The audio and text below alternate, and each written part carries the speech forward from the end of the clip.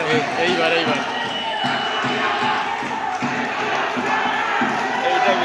এইবার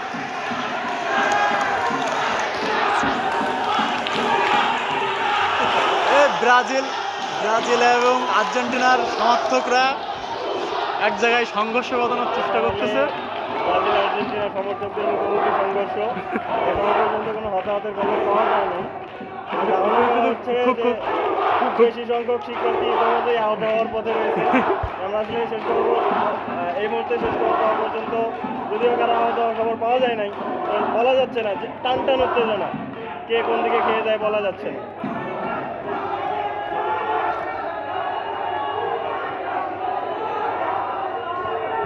আপনারা দেখতে পাচ্ছেন হাতাহাতি কিন্তু হচ্ছে শিক্ষার্থীদের মধ্যে, এই মুহূর্তে কিন্তু হাতাহাতি হচ্ছে, হাতাহাতি শুরু, যে কোনো সময় কিন্তু আহত হতে পারে, যে কোনো শিক্ষার্থী আহত হতে পারে।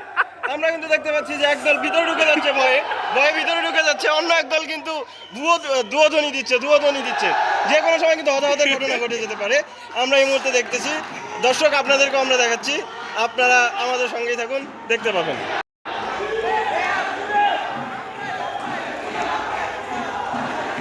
এই যে ওদিকে আর্জেন্টিনার মিছিল যাচ্ছে আর এদিকে ব্রাজিলের মিছিল হবে বলে এদিকে প্রস্তুতি নিচ্ছে।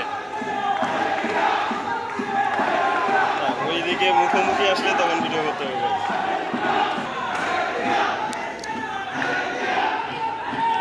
ঢাকা বিশ্ববিদ্যালয় স্যার এফ রহমান হলে আর্জেন্টিনা এবং ব্রাজিলের মুখোমুখি সংঘর্ষের মিছিল।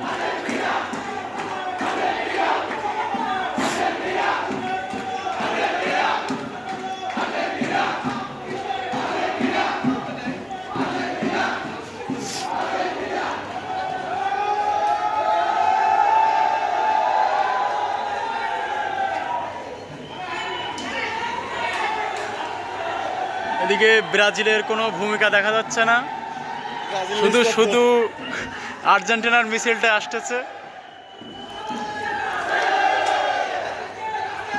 ব্রাজিল চুপচাপ কেন? ব্রাজিল ভুয়া নাকি? ব্রাজিল চুপচাপ কেন?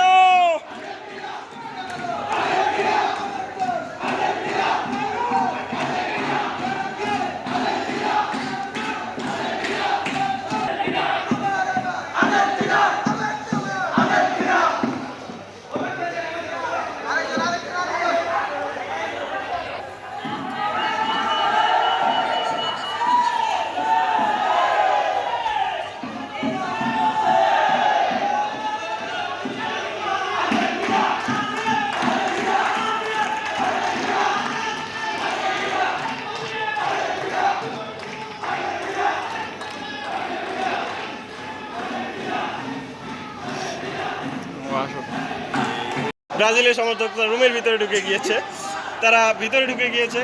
ওদিকে আমরা আরেকজনকে দেখতে পাচ্ছি, সে নাচতে আসতেছে, একা নাচতে চলে আসতেছে। সাংবাদিকতা।